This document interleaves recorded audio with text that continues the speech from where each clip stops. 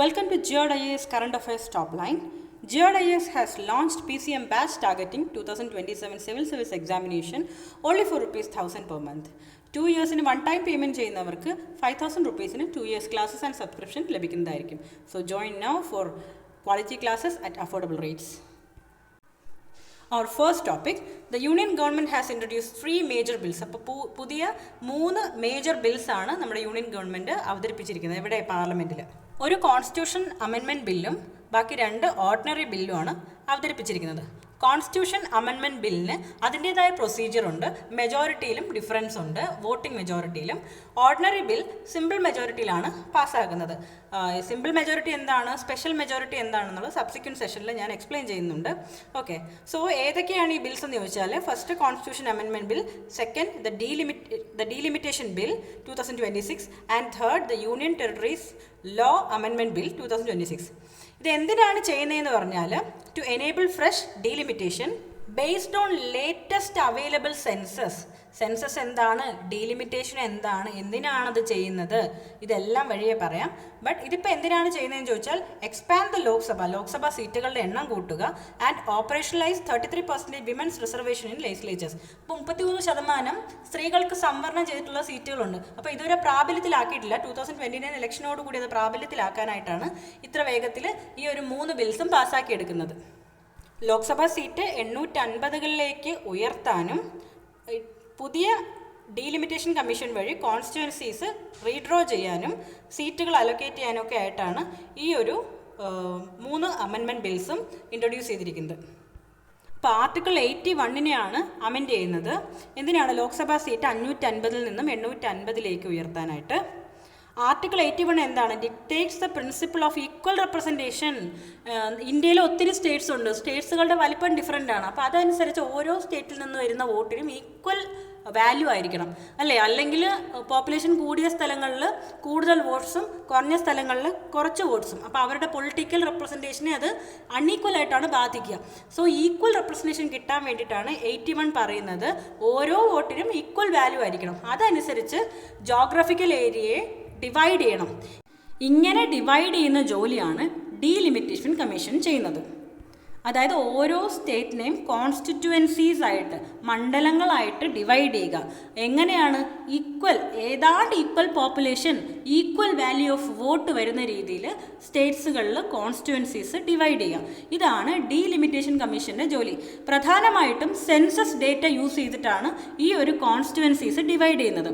Census data എന്ന് പറയുമ്പോഴത്തേക്കും ജനസംഖ്യാ നിരക്ക്, അത് വളരെ ടൈമും എഫേർട്ടും എടുക്കുന്ന ഒരു പ്രോസസ്സാണ് ഈ സെൻസസ് എടുക്കുക എന്ന് പറയുന്നത്. അപ്പോൾ നമ്മൾ ഈ കഴിഞ്ഞ സെൻസസ് അനുസരിച്ചാണ് ഇപ്പോൾ ഡീലിമിറ്റേഷൻ കമ്മീഷൻ ഇപ്പോൾ ഉള്ള കോൺസ്റ്റിറ്റ്യുവൻസീസ് രൂപപ്പെടുത്തിയിരിക്കുന്നത്. പക്ഷേ ഇനി അവതരിപ്പിക്കുന്ന ബില്ലിലൊരു പ്രശ്നം എന്താണെന്ന് വെച്ചാൽ, 2011 സെൻസസ് അനുസരിച്ചായിരിക്കും ഡീലിമിറ്റേഷൻ കമ്മീഷൻ പുതിയ കോൺസ്റ്റിറ്റ്യുവൻസീസ് രൂപപ്പെടുത്തുന്നത്. അതിനൊരു പ്രശ്നമുണ്ട്. കാര്യം, ജനകീയ ആസൂത്രണമൊക്കെ വളരെ എഫക്റ്റീവായിട്ട് നടത്തിയ സ്റ്റേറ്റുകളിൽ ജനസംഖ്യാ നിരക്ക് കുറവായിരിക്കും. അപ്പോൾ അവർക്ക് ഈ 2011 സെൻസസ് അനുസരിച്ച് കോൺസ്റ്റിറ്റ്യുവൻസീസ് കൊടുക്കുമ്പോൾ അതിൽ കുറവ് വരാം. കാര്യം, നല്ല രീതിയിൽ ജനസംഖ്യാ നിരക്ക് കുറച്ചിട്ടുള്ള സ്റ്റേറ്റുകൾക്ക് ഡീലിമിറ്റേഷൻ കമ്മീഷൻ പുതിയ കോൺസ്റ്റിറ്റ്യുവൻസീസ് കൊടുക്കുമ്പോൾ കോൺസ്റ്റിറ്റ്യുവൻസികളുടെ എണ്ണം കുറയാം. അപ്പോൾ അവരുടെ പൊളിറ്റിക്കൽ റെപ്രസെൻറ്റേഷൻ ഇപ്പോൾ കുറയാൻ സാധ്യതയുണ്ട്. അപ്പോൾ അത് സ്റ്റേറ്റ്സിന് വളരെ കൺസേൺ ഉണ്ടാക്കുന്നൊരു കാര്യമാണ്. ഇപ്പോൾ സ്ത്രീകൾക്ക് 33% റിസർവേഷൻ അനുവദിക്കുന്ന ആ ഒരു സ്കീം എന്താണ്, നാരി ശക്തി വന്ദൻ അധിനിയം. അത് കോൺസ്റ്റിറ്റ്യൂഷൻ്റെ 106th അമെൻമെൻറ്റ് ആക്ട് 2023 ആണ്. അത് ഇംപ്ലിമെൻറ്റ് ചെയ്യണമെങ്കിൽ പുതിയ ഡീലിമിറ്റേഷൻ കമ്മീഷൻ രൂപീകൃതമായിട്ട് പുതിയ കോൺസ്റ്റിറ്റ്യുവൻസീസ് ഒക്കെ വരണം. കാര്യം, സീറ്റ്സിൻ്റെ എണ്ണം കൂട്ടണം, അല്ലേ? പക്ഷേ ഒരു പ്രശ്നം എന്താണെന്ന് പറഞ്ഞാൽ, ഒരു ലോ ഉണ്ട്. ആ ലോ പറയുന്നത് എന്താണെന്ന് വെച്ചാൽ, ലാസ്റ്റ് സെൻസസ് അനുസരിച്ച് മാത്രമേ ഡീലിമിറ്റേഷൻ കമ്മീഷൻ പുതിയതായിട്ട് വിളിച്ചു കൂട്ടുകയും പുതിയ കോൺസ്റ്റിറ്റ്യുവൻസീസ് ഉണ്ടാക്കാനും പാടുള്ളൂ എന്നാണ്. പക്ഷേ ഇനി 2029 ഇലക്ഷൻ ടാർഗറ്റ് ചെയ്യുമ്പോഴത്തേക്ക് ഇനി ഒരു 2026 സെൻസസ് എന്ന് പറയുമ്പോൾ വീണ്ടും ഒരുപാട് സമയം, ടൈം ലാഗ് എടുക്കും. അപ്പോൾ 2011 സെൻസസ് വെച്ച് തന്നെ കാര്യങ്ങളെല്ലാം നടപടിയാക്കാനും സീറ്റ്സിൻ്റെ എണ്ണം കൂട്ടാനും ശ്രമിക്കുമ്പോഴാണ് ഈ അമെൻമെൻറ്റിൻ്റെ ആവശ്യം വരുന്നത്. അപ്പോൾ ഇനി വരാൻ പോകുന്ന കോൺസ്റ്റിറ്റ്യൂഷൻ അമെൻമെൻറ്റ് 131st അമെൻമെൻ്റ് ആണ്.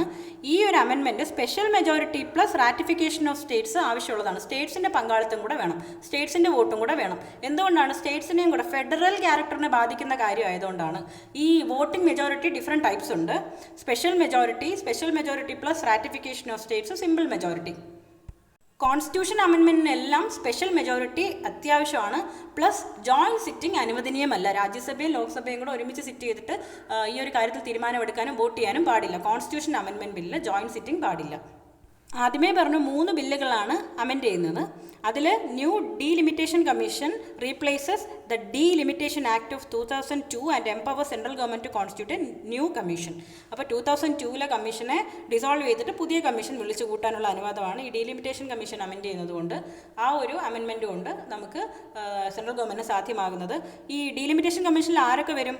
ഒരു സുപ്രീം കോടതി judge and chief election commissioner, state election commissioners, and it gives equivalent power of a civil court. ഒരു സിവിൽ കോർട്ടിൻ്റെ പവർ തന്നെ ഈ ഡീലിമിറ്റേഷൻ കമ്മീഷനിലുണ്ട്. നമുക്ക് ലാസ്റ്റ് UPSCയിൽ ചോദിച്ചത് എത്ര തവണയാണ് ഡീലിമിറ്റേഷൻ കമ്മീഷൻ കോൺസ്റ്റിറ്റ്യൂട്ട് ചെയ്തിട്ടുള്ളതാണ്. 4 തവണയാണ് ഡീലിമിറ്റേഷൻ കമ്മീഷൻ കോൺസ്റ്റിറ്റ്യൂട്ട് ചെയ്തിട്ടുള്ളത്.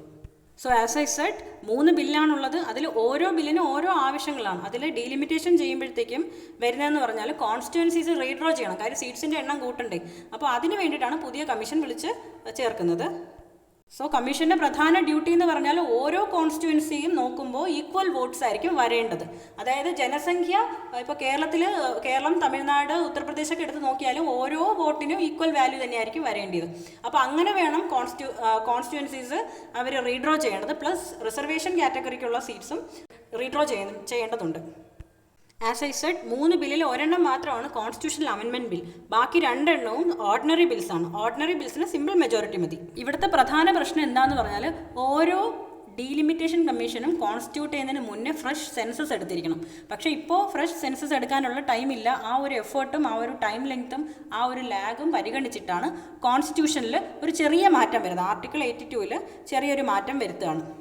ഇപ്പോൾ ഡീലിമിറ്റേഷൻ കമ്മീഷനിൽ ആരൊക്കെയുണ്ട്? സുപ്രീം കോടതി ജഡ്ജ്, റിട്ടയർ ആയിട്ടുള്ള, സർവിംഗ് ആയിട്ടുള്ള, chief election commissioner, state election commissioners എല്ലാം ഉണ്ട്. അതൊരു സിവിൽ കോർട്ട് പോലെയാണ്.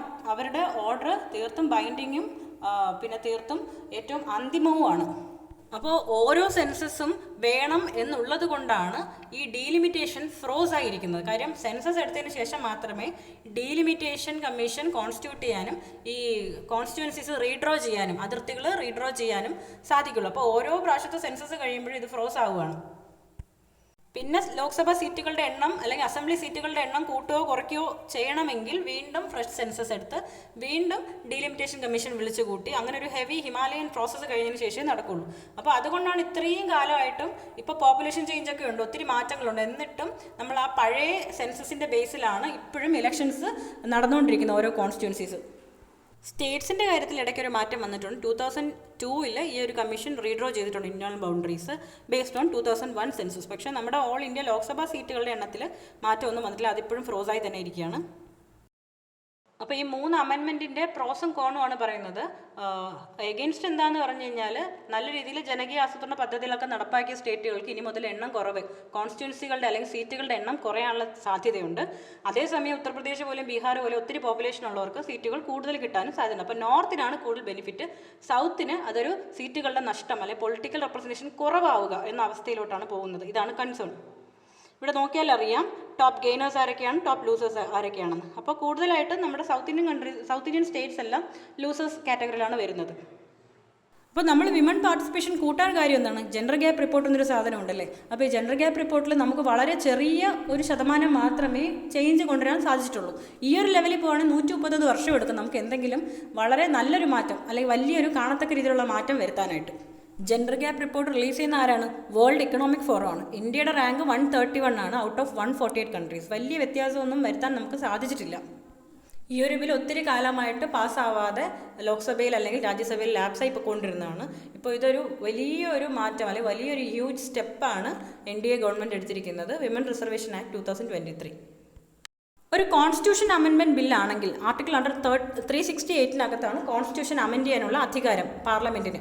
അതിലാണെങ്കിൽ കോൺസ്റ്റിറ്റ്യൂഷൻ അമെൻഡ് ചെയ്യാൻ സ്പെഷ്യൽ മെജോറിറ്റി വേണം. സ്പെഷ്യൽ മെജോറിറ്റി എന്ന് പറഞ്ഞാൽ majority of total membership and 2/3 of members present and voting. ഇത് കിട്ടാൻ വളരെ പാടാണ്, വളരെ പ്രയാസമാണ്. കോൺസ്റ്റിറ്റ്യൂഷനിൽ അധികം പെട്ടെന്നൊന്നും മാറ്റങ്ങൾ കൊണ്ടുവരാതിരിക്കാൻ, അത് സേഫ് ഗാർഡ് ചെയ്യാനായിട്ട് നമ്മുടെ കോൺസ്റ്റിറ്റ്യൂഷൻ മേക്കേഴ്സ് വെച്ചൊരു പ്രധാനപ്പെട്ട ഒരു ട്രാപ്പാണിത്.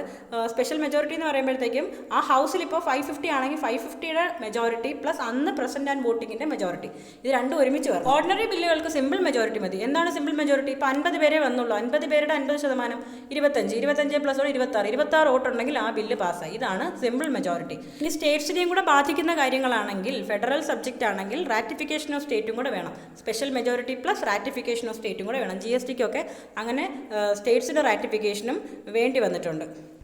അപ്പോൾ 2 ടൈപ്പ് സ്പെഷ്യൽ മെജോറിറ്റി ഉണ്ട്, പഠിച്ചേക്കുക. സോ ഇന്നത്തേക്ക് ഇത്രയേ ഉള്ളൂ. We will meet with another session. Okay, thank U.